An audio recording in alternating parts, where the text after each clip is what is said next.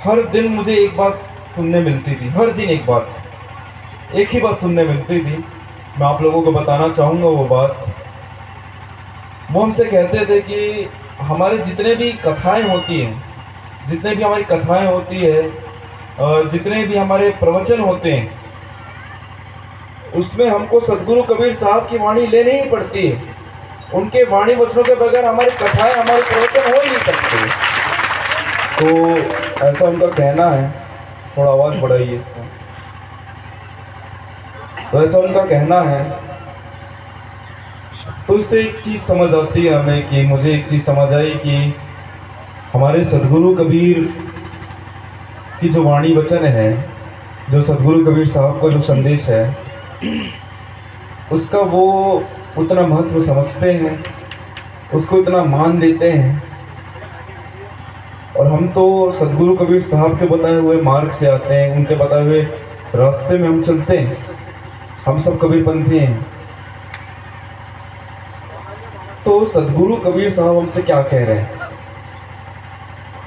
सदगुरु कबीर साहब हमसे कह रहे हैं, दया करो और धर्म को पालो, जग से रहो उदासी, अपना सा जीव सबको जानो, ताही मिले अविनाशी।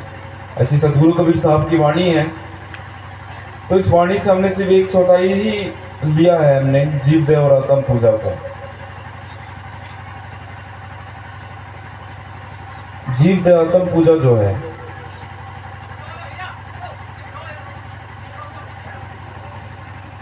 देखिए हमारे जीवन में जीव देव का भाव लाना बहुत जरूरी है। सदगुरु कबीर साहब की काफी सारी वाणियां हैं जीव दया को लेकर, और सिर्फ सदगुरु कबीर साहब की नहीं, ऐसे काफ़ी महापुरुष हुए, काफ़ी संत हुए, जिनकी काफ़ी सारी वाणियाँ हैं जीव दया को लेकर।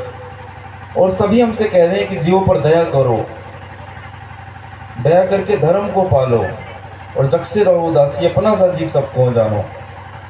सब हम सबको यही कह रहे हैं कि अपना सा जीव सबको जानो, ताही मिले अविनाशी।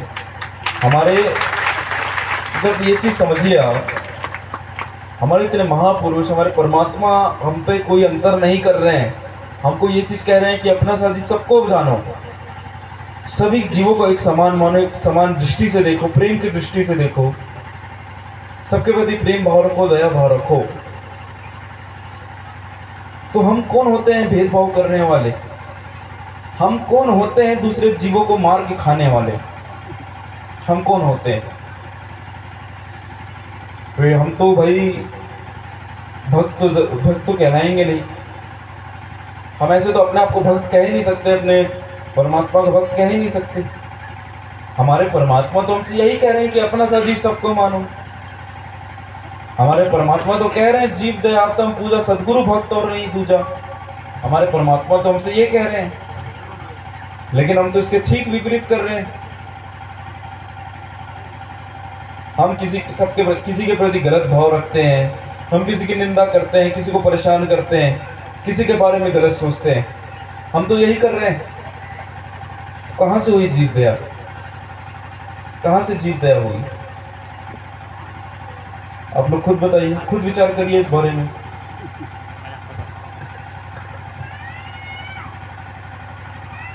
मैं आज के समय में देखता हूँ,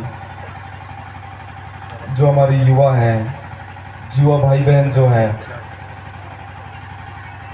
मैं सबकी बात नहीं कह रहा हूँ, मैं काफ़ी लोगों को देखता हूँ, अपने ऊपर ही मत लीजिएगा आप लोग, कि अच्छे कपड़े पहन लेते हैं, अच्छे बाल बना लेते हैं, अच्छे परफ्यूम लगा लेते हैं, अच्छे गॉगल्स पहन लेते हैं, अच्छे जूते पहन लेते हैं, और इनको लगता है कि भाई हम तो बढ़िया हैं, हम तो एक इंसान टाइप लग रहे हैं, अब हम तो हीरो लग रहे हैं, तो हम तो हीरोइन लग रहे हैं,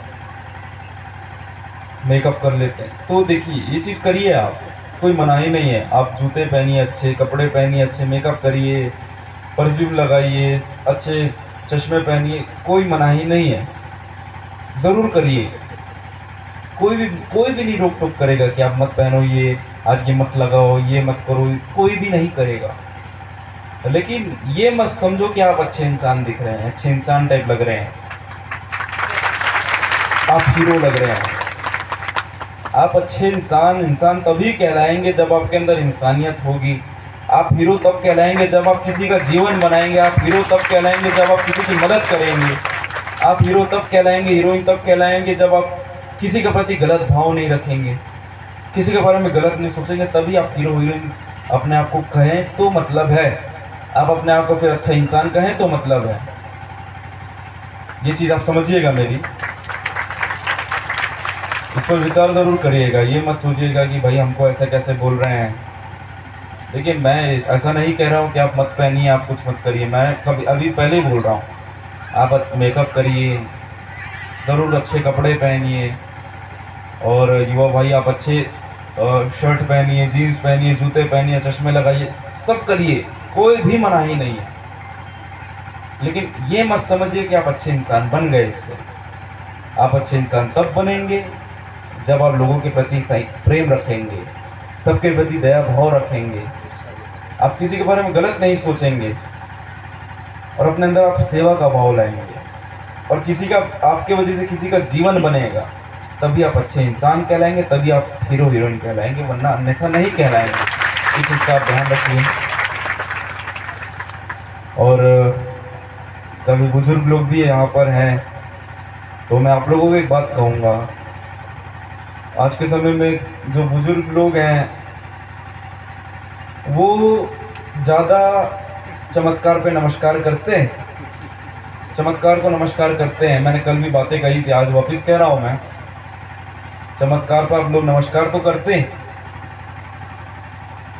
तो मैं आपको बताना चाहूँगा, जो हमारे भगवान राम थे, भगवान राम जो हैं, जब वो युद्ध लड़ रहे थे, उनके भाई भी लक्ष्मण जी भी उनके साथ युद्ध लड़ रहे थे।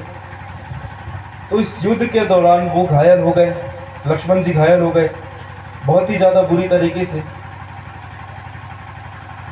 बहुत ज़्यादा बुरी तरीके से वो घायल हो गए।